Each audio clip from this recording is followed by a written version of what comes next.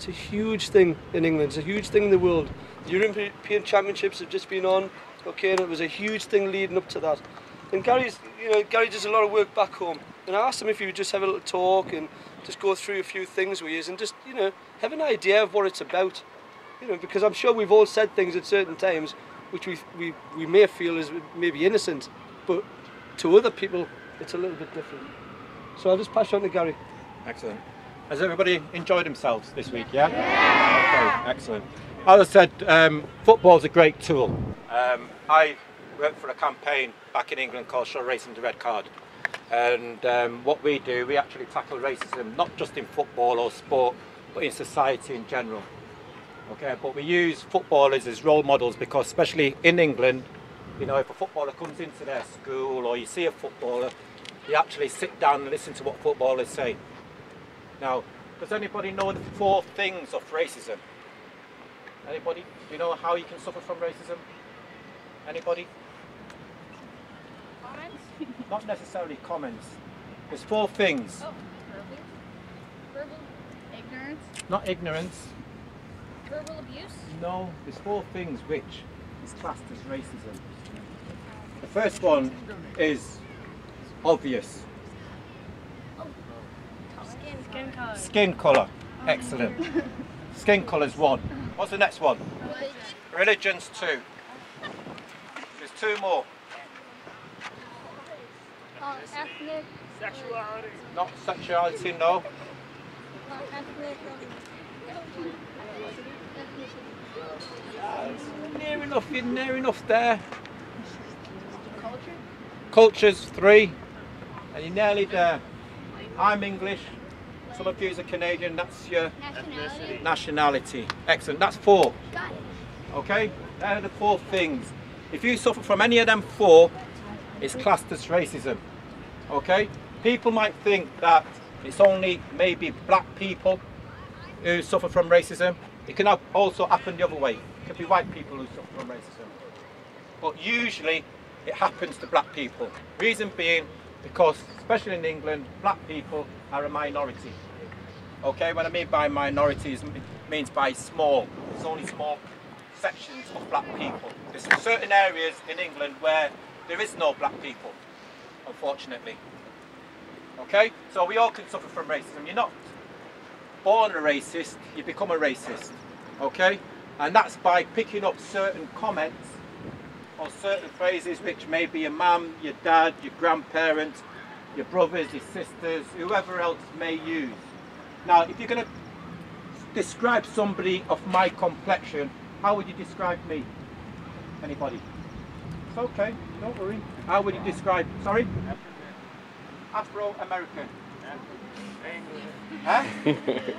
How would you describe me? Cool. Afro English. Afro-English? Sorry? Black. Thank you. There's not wrong with calling me black. Okay? Many years ago, they used to use the terminology coloured. Have you heard that terminology, coloured? Yeah. Who thinks that's the right way to describe me?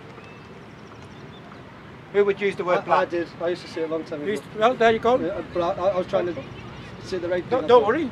Yeah. Kenny's used it. I've heard Stan use it. Okay? There's nothing wrong with that. Okay? But if you're going to describe somebody of my complexion, now I would like to be described as black. Okay? Not coloured, because I haven't got a pink arm, I haven't got a blue arm, I haven't got a yellow leg. That's somebody coloured. And that's something which was used maybe in the 40s and 50s. Okay? That was used, obviously, if you had guest houses or places, it used to be no coloureds, no dogs, no Irish. Have you ever seen that? Yeah. Anybody ever seen? Have you ever done anything on history? No? No? Yeah? Excellent. And again, you know, when we talk about obviously racism, you know, and it's a big part in football. Now, many years ago, especially when I started playing football in the early 80s, there weren't as many, shall we say, black players playing. Okay, there were certain teams, well, there was a lot of teams who didn't have any black players at all.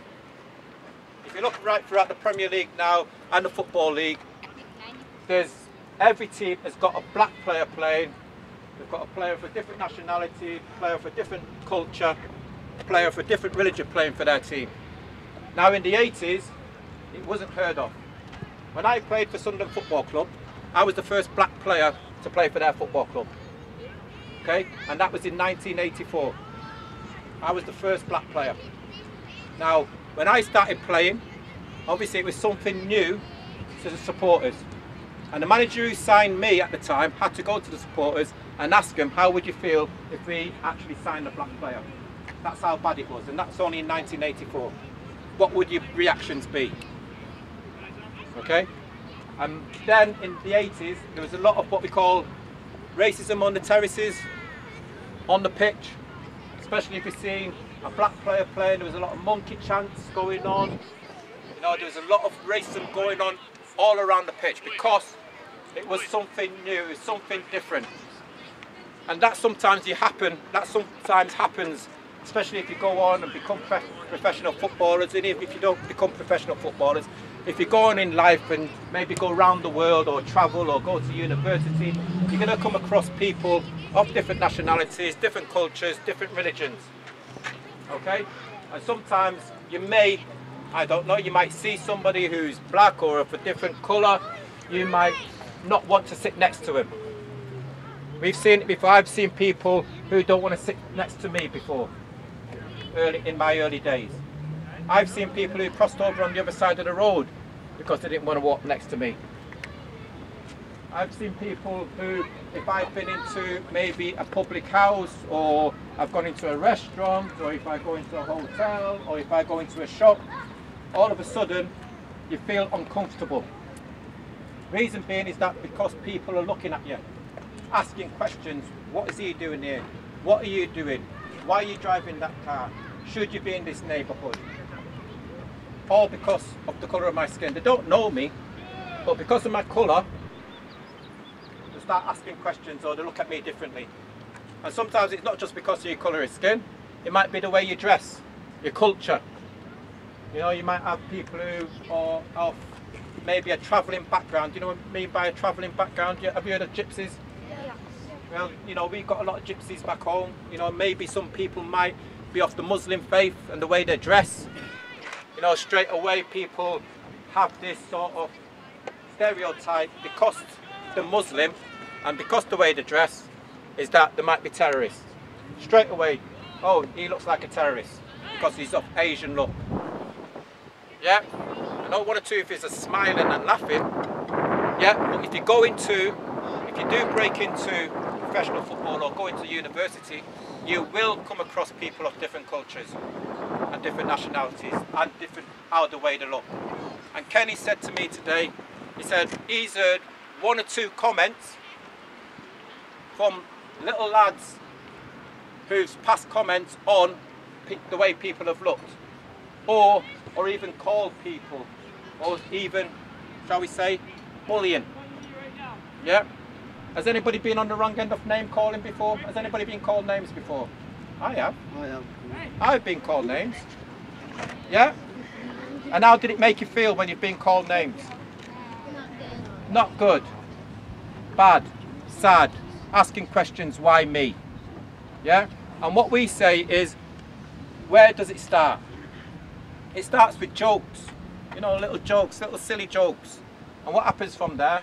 People laugh. And because they can get away with a joke, they think, oh well, we'll take it to the next step. Oh, we've got away with a joke. We'll start bullying. And then they start bullying, calling people names. And because they can get away with calling people names and don't get any reaction, then they start pushing, start violence, and then it leads, unfortunately, to people who lose their lives because of it. Yeah? Most wars, if you look around the world now, are really about religion or colour or whatever it is, or power. That's what it is. And that's how it starts. It starts from name calling. Now if you don't stop it at name calling, it goes on. So it's important that you nip it in the bud. If you hear somebody who's calling people or calling jokes or telling jokes or whatever, you know, you're capable, you're old enough now to challenge people, ask reasons why.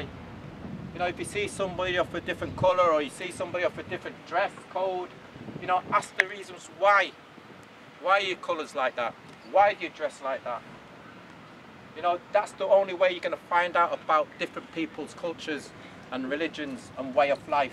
You know, because we've all got a way of life. Yeah, that's why we've all got a culture. We all do different things differently. And when you do travel around the world, there's certain parts of the world where they live life different.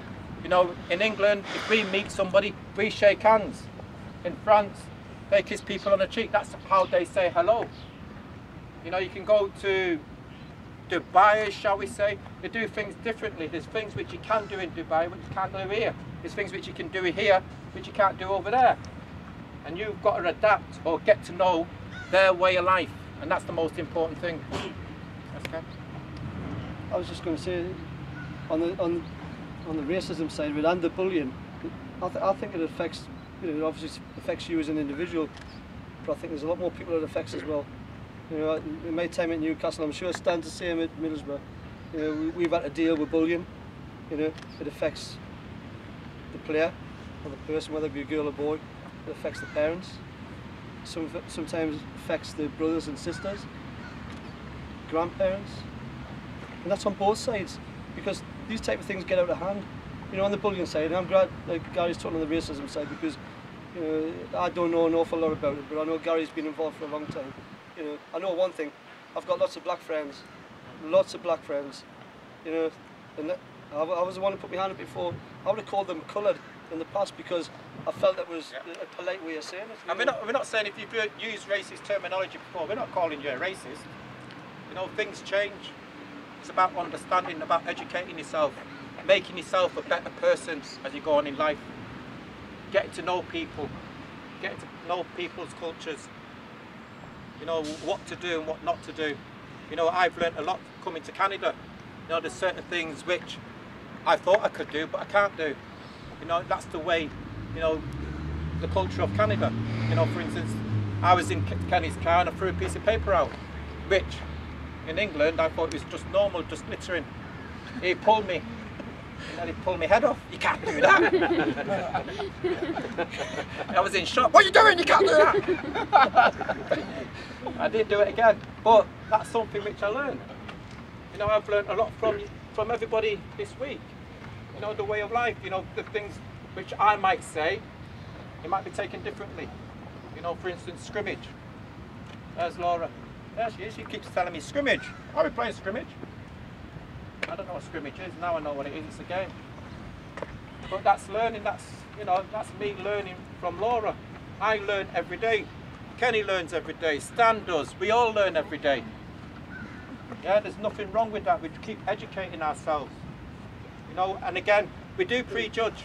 People keep saying, are you prejudiced? Nah, I'm not prejudiced, I've never been prejudiced in my life. We all are prejudiced, believe it or not.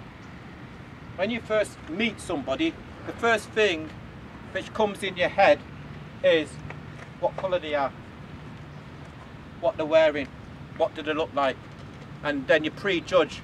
You start thinking, what are they like? Are they good? Are they bad? Are they funny? I wonder what he's like as a coach. You'll prejudge me like I prejudge you. I'll prejudge every one of you when I've been coaching. I'll be thinking, oh, gosh, he doesn't look good. That's what happens. You can't help that. You just do that. That's natural. That's natural. You can see why it was worthwhile. It's only taken 10 minutes what we want to talk about, you know. But I think it's worthwhile having someone here who's had a huge part and a huge involvement in the Premier League in England and dealing with these things. It's great to have someone just a little bit more of an insight, you know. Do you do a lot about bullying and racism in Canada? Do you do a lot? Yeah. It's... Pardon? Bullying in school. Well, in England, we do a lot of workshops on racism. And again, there's been two big major cases in England. I don't know if you've heard about them. There's the Suarez incident, okay, and Evra Suarez. And there's one which is pending at the present moment with the John Terry and Anton Ferdinand case. Okay, that's going to be obviously dealt with in July. So it does happen. But again, you look at Chelsea, it's a multicultural football team. Yeah, so again, we're not going to say that you are racist if, you know, you say something racist, But as long as you understand and educate yourself, you know, it would have been okay if he came out, he said it and apologised and said, hold me hands up, I shouldn't have said that. But he hasn't, he's come out and he's denied it, which makes it a lot worse. And then obviously when July comes, they'll all find out what's going on. I think the other thing is as well, you know, have your own opinion on things. I think back home again, I suppose when we were playing in the 80s and the 70s and that, you know, a lot of people followed the flow, so you know, this might be a crowd of Newcastle United supporters going away, you know, and every time a black player touched the ball they would boo them. You know, every time. But that black player might be their player. Didn't have to be the opposition player. He was your own player. And it was a really difficult time for, you know, the likes of Gary, and I had I was with Howard Gale. Howard Gale was the first black player to play at Newcastle, and he was there. He had a terrible time. You know, some of the things are insulting, and sometimes it's people, because you're part of a crowd and you feel if you want to be accepted, you have to follow what they're doing, and you don't really. You know, like, we've probably had bits of fun, which, you know, people think it's just bits of fun, but it's probably even bullying, and I'm on about this week. We've probably had incidents of bullying, but you're not realising it. You know, so it might be just one thing, me saying something to Gary, and everyone else joining in, and before you know it, you've got 5 or 6 against one person. And it's classed as friendly banter. They keep saying, oh, it's friendly banter, it's okay, it's only a joke. But to that person, as I said, I've been kicked, elbowed, I've broke bones. But I always remember people who's actually abused me. That lives with me for the rest of my life. And it will live with you for the rest of life, because you'll always remember somebody who might have called you. You know, and that makes you feel low, it makes you feel, why me? You know, sometimes you lose your confidence because of it, because you think, oh, I'm going to get called again. Yeah. There's one of our men's team, who knows Jamie Solar? Who knows Jamie Solar? Okay, some of the lads do. Jamie's 42 now, and he's a professor. Is it Mount? Is it the Mount? Is that what he is? Yeah, he's at Mount.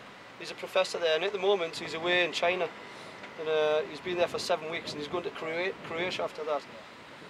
Right away, he's in China. You know, it's a huge populated country.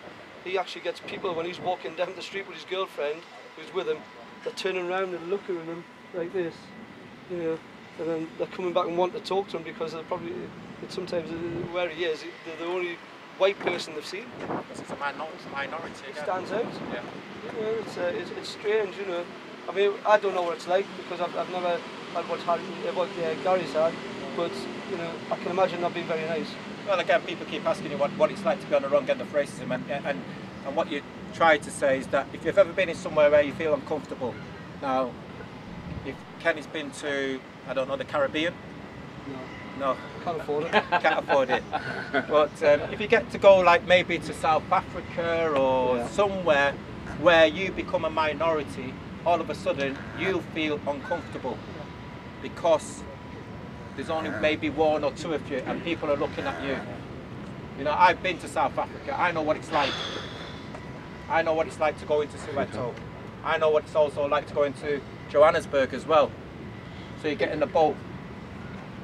Yeah, when you're in Soweto, everybody there is black. But I went in there with a friend of mine who was white, and all of a sudden he felt very, very uncomfortable. He felt very uncomfortable because everybody was looking at him thinking, what is he doing in Soweto?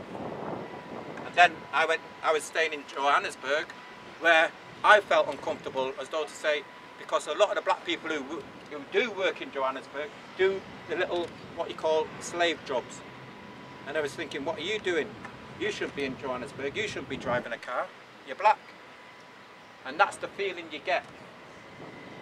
If you're a minority and you feel uncomfortable, or you go somewhere where, you know, you might go somewhere and you might be the only black person in the pub or a public house or a hotel, or you go in a shop and somebody's following you around as though, what, you shouldn't be in this shop. You know, you can't afford to be in this shop. That's how it makes you feel. I mean, we think this will be a help to us, for definitely. We've got a lot of young people the other day, you know, so we feel it's really worthwhile. It's at the end of the week, you know, half hour I think it's a great half hour to spend. I think, you know, talking about things that are important. It does affect a lot of people. You know, so I mean, is there any questions for anyone? From Gary to Gary, anyone? No? And you can go on our website as well, theredcard.org. That's a good call. Okay. Thanks, Gary. No problem. Thank you, Gary. Thanks, Gary.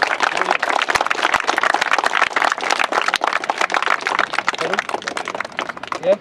Does anybody need a photograph taken while everybody's here still? If you haven't gotten your photograph taken, just see me. Thank you. Can I end this? No problem.